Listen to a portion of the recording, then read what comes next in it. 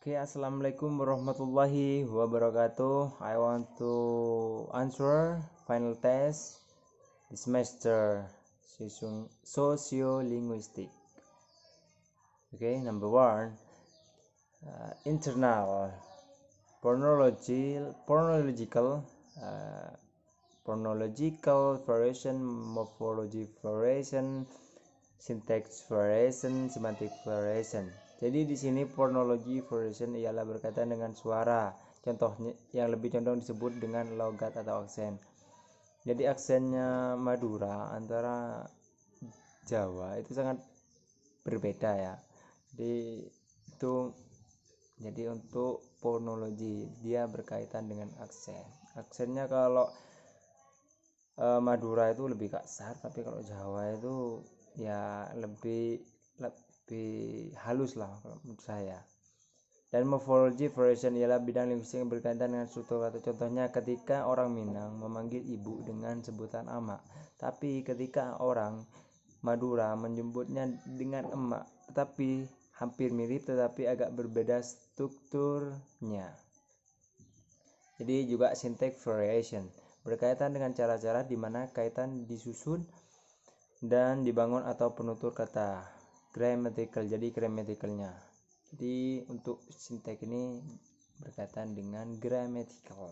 Contoh I miss you, dan kalau di grammatical I yearn for you, jadi artinya sama. Jadi semantic variation berkaitan dengan yang berfokus pada makna ya, pada arti atau arti. Jadi seperti kalau British cookies, tapi kalau American itu kalau nggak salah biskuit ya, biskuit. Tapi artinya sama itu kue. Tapi dalam pengucapannya itu berbeda dan juga maknanya sama gitu loh. Seperti contoh lagi kalau itu juga podo di Jawa itu podo. Kalau di Madura pade artinya sama dalam bahasa Indonesia. Podo sama dengan pade itu sama, artinya sama dalam bahasa Indonesia. Kalau juga di Jawa itu ada udan. Kalau di Madura itu ojen, tapi artinya sama, hujan dalam bahasa Indonesia. Jadi itu untuk semantic variation, jadi berkaitan dengan makna. Jadi contoh-contohnya seperti itu. Banyak contoh-contoh yang lain. Kalau contoh lainnya itu sikil, jadikan kaki kalau dalam bahasa Indonesia. Tapi kalau dalam Madura sokoh gitu, sokoh ya, dan seperti itu untuk internal ya. Jadi eksternalnya, mutual accessibility adalah situasi di mana dua atau lebih pembicara atau bahasa yang berkaitan dekat saling memahami. Jadi antara organisasi dengan organisasi itu satu sama lain. Ketika membicarakan berbicara itu saling mengerti lah dengan satu sama lain seperti itu. Kalau isoglos merupakan dialek yang sama cuma beda pelafalan. Contohnya Jumat di bahasa Indonesia, tapi kalau dalam Jumat dalam bahasa Jawa Jum'ah. Jadi beda pelafalan saja ya. Pelafalannya beda, kayak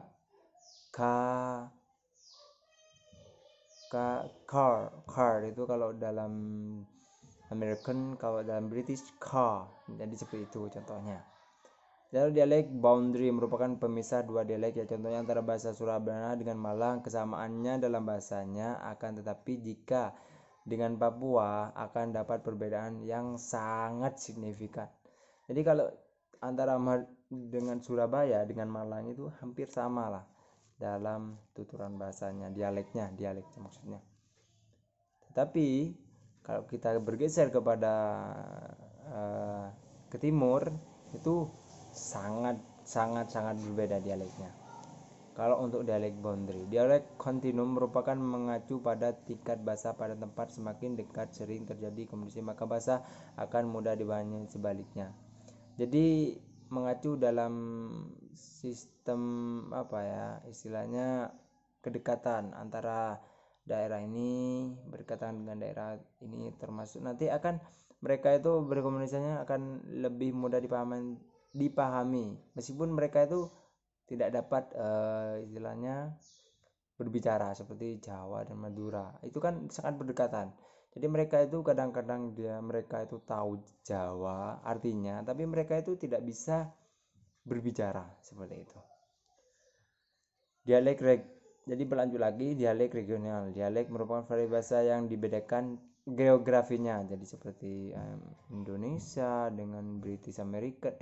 Contohnya English ya, English British dengan American, Eropa dengan Asia, itu pasti tentunya akan perbedaannya dalam vocab pronunciation, jadi dalam pengucapannya, dan juga banyak Indonesia. Dan jangan lupa di Indonesia juga mempunyai banyak dialek ya. Dialek itu adalah kalau dalam satu geografis itu seperti dialeknya Sunda kan berbeda dengan dialeknya Madura, itu sangat berbeda. Jawa hampir sama, tapi ya nggak terlalu sama itu. So question, I want to answer number 2. Jadi ini tentang bad language. Jadi untuk di daerah saya ya. Jadi Madura, istilahnya bahasa saya Madura, tapi saya itu di Jawa. Jadi kalau bahasa buruknya di budaya saya itu banyak sekali, tapi ini salah satu contohnya ya, yang been macet bengkesah. Been macet bengkesah ya. Artinya kamu kok sangat culun ya. Tapi bengkes itu banyak arti sebenarnya. Jadi itu banyak cenderung lebih buruk, kayak jelek gitu. Tapi itu banyak arti bengkes itu. Jadi ada juga cerembut corok. Itu kalau dalam bahasa Jawa itu kayak jancuk loh. Nah, kayak seperti itulah, semacam seperti itu. Jadi kalau dalam bahasa Madura itu cerembun jorok, tapi kalau dalam bahasa Jawa itu jancuk, jadi sama-sama kasar gitu. Juga ada ceremi, artinya seseorang yang sangat cerewet. Jadi kalau dalam bahasa yang buruk di dalam bahasa Madura itu ceremi ya. Jadi seperti itu. Leter, artinya sering menggoda lawan jenis. Nah, itu tapi kata-kata buruk gitu dalam bahasa Madura. Leter, tapi ada lebih tingkatan lagi, letuk. Nah itu sama, tapi itu tingkatannya lebih berbeda, lebih genit lah, seperti itu. Okay, I want to answer number 3 question. Okay, I want to answer. So the trouble in maximum quantity in this video. Jadi di sini dalam video yang saya tonton di Naruto Shippuden 366, Tobirama kembali ke Indonesia, mengatakan kembali ke Indonesia lagi, tak kusangka jutsu itu yang kuciptakan dipakai sejauh ini. Orochimaru itu bukan jurus yang rumit, tapi seharusnya lebih baik dulu tidak kau ciptakan jutsu itu.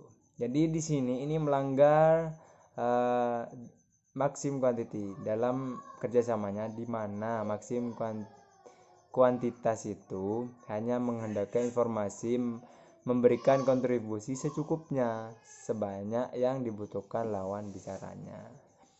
Jadi seharusnya Orochimaru itu seperti di atas bilang iya itu bukan jurus yang rumit dan tidak harus ditambahi ke belakangnya tadi tersebut. Jadi seperti itu. Jadi ada lagi di sini yang melanggar tentang maksim relevansi. Jadi di sini Hashirama, jadi itu Hokage pertama, Senju yang mempunyai kekuatan Senju. Apa itu shinobi dan apa arti itu desa? Jadi Sasuke, kakak Itachi, diperalat oleh klan Konoha dan dia tetap membela desanya mati-matian. Lah, dari sini ini melanggar maksim relevansi. Seharusnya Susuke itu menjelaskannya dengan arti desa yang sesungguhnya, dan ini melanggar karena Susuke kurang dan gagal paham dengan apa yang dikatakan oleh Hashirama.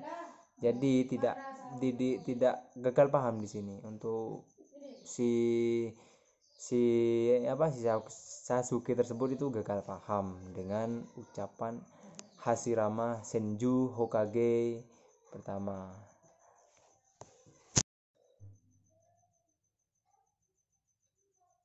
Number 4 question. I want to answer number 4. Jadi di sini itu ada tentang yang termasuk SpeechX mana, politeness mana, dan implikasinya bagaimana. Dan di sini saya akan jelaskan apa saja yang termasuk dari politeness dan juga SpeechX. Jadi di sini saya menemukan let's talk about your different strategies toward dealing with this and bla bla bla. Dan Joe Biden menjawab, I will say I will see shut down the first country. Nah, di sini termasuk dalam SpeechX, unsur yang sangat melekat dan dari di atas yang juga termasuk. Jadi di sini juga termasuk unsur. Jadi let's, jadi untuk menyuruh itu termasuk dari SpeechX. Jadi seperti let's itu kalau nggak salah itu termasuk dari direktif ya. Jadi juga dia termasuk dengan politeness. Nah, tapi termasuk dalam politeness VTA atau training negatif yang berisi perintah atau permintaan dan jawaban dan juga what your reaction. Salah satu dari FTA dari Trump menjawab apa yang diberikan oleh wawancara. Jadi ada dari video tadi itu what's reaction. Jadi itu salah satu dari FTA adalah permintaan reaksi. Jadi itu permintaan. Jadi termasuk dari politeness FTA. Ada juga yang di sini itu my I respond to that. Excuse me. And excuse me it's not. Jadi di sini itu atau moderatornya excuse me Trump menjawab excuse me it's not my vehicle that is come to here. Apa yang dituturkan oleh moderator termasuk dari SpeechX directive. Nah, apa itu direktif?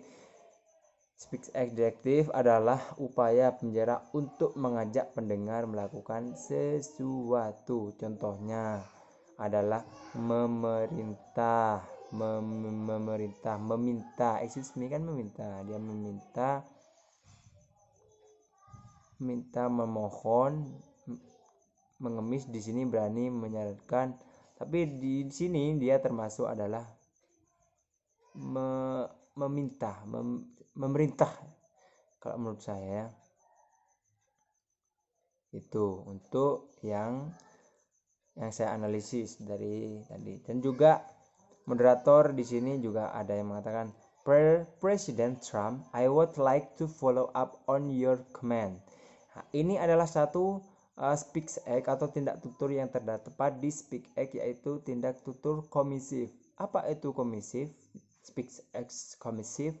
Nah, tindak tutur yang berkomitmen untuk melakukan suatu tindakan. Contohnya dari komisi adalah berjanji di sini dia termasuk adalah menyetujui. Jadi dia senang dengan Presiden Trump, I would like to follow up on your comment. Jadi senang dengan komennya seperti itu. Jadi dari analisis saya dari apa yang sampai sekian 1 jam itu hanya menemukan beberapa saja. Jadi dia memerintah seperti itu, reaction. Jadi ada termasuk ada dari politeness dan SpeechX. Okay, I want to answer number 5, the last question. Okay, I want to answer.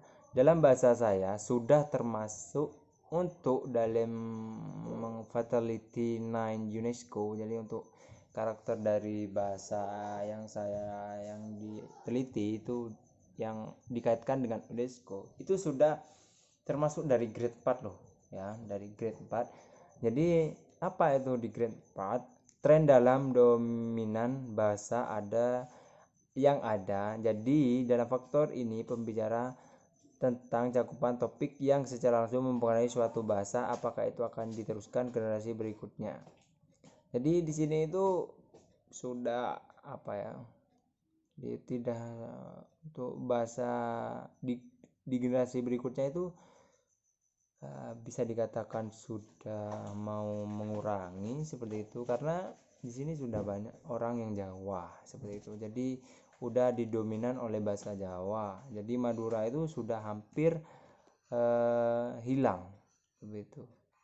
Tapi kalau di dalam bahasa Indonesia ya tetap sama, lebih dominan bahasa Indonesia karena dengan digunakan untuk formal ketika ada rapat, ketika kita melakukan diskusi di suatu forum di desa dan di salah satu undangan seperti itu lebih banyak menggunakan bahasa Indonesia di sini. Tapi kalau dalam bahasa daerahnya itu, nah di sini sudah dominan berkurang, bahasa non dominan kehilangan pijakan dan di rumah orang lain. Jadi bahasa yang biasanya yang saya pakai sehari-hari itu sudah mulai tidak dominan lagi. Jadi lebih dominan itu bahasa Jawa sudah. Jadi semakin lama semakin di daerah saya itu Probolinggo sudah memasuki bahasa Jawa. Meskipun itu kasar ya, kasar. Tapi sudah Maduranya itu lumayan hilang dikit-dikit. Jadi untuk grade-nya, fatality-nya itu termasuk sudah di grade 4 untuk di daerah saya. Jadi sudah bahasa yang saya gunakan itu untuk ke adik-adik saya itu sudah tidak terlalu dominan, tidak terlalu digunakan, masih banyak Jawa sudah itu. Dan juga bahasa Indonesianya itu sudah mulai di sini sudah mulai banyak yang menggunakan bahasa Indonesia, karena menurut mungkin generasi milenial. Jadi untuk generasi yang sudah menikah, baru-baru menikah atau masih menikah dalam berapa tahun yang kemarin ini, ya 5 tahun yang kemarin, sudah itu anaknya sudah itu mulai banyak dididik untuk lebih berbahasa. Nomor satu itu pasti bahasa Indonesia, dan juga itu mungkin bahasa Inggris yang itu berpendidikan loh ya untuk daerah saya. Yang mereka itu bahasa Inggris nomor satu dulu, bahasa Indonesia, kemudian bahasa Inggris, dan kemudian itu bahasa Jawa, dan terakhir itu mungkin mereka akan ke Madura itu lebih dikit-dikit sudah. Tapi kalau zaman saya itu diutamakan pasti bahasa Indonesia, kedua itu langsung bahasa saya. Tapi kalau untuk Madetang itu tetap bahasa Madura. Tapi sekarang sudah Madetangnya itu sudah dikurangi, banyak Indonesianya di sini dan juga Jawanya. Jadi bahasa yang saya dulu dominan sudah berkurang sekarang. Jadi lebih dominan bahasa Jawanya sekarang seperti itu. Jadi untuk di daerah saya menganalisis di sekitar lingkungan saya itu sudah bahasa yang saya digunakan dulu dominan, sekarang sudah tidak dominan lagi, sudah sudah lebih ke bahasa Jawa. Jadi bahasa Madura itu tidak terlalu dominan sudah. Itu juga bahasa Indonesia. Dan tidak lupa lagi ada mungkin hanya berapa persen dari tadi itu, mungkin yang paling banyak itu Jawa, terus ke Madura, baru bahasa Inggris, Jawa, baru bahasa Inggris. Karena yang berpendidikan itu tidak semuanya bisa dihitung kalau di daerah saya. Seperti itu. Jadi terima kasih, thank you so much for your attendance, for your comment, for your reaction video, my video. Okay guys, thank you so much. Wassalamualaikum warahmatullahi wabarakatuh. Good morning, see you next semester guys.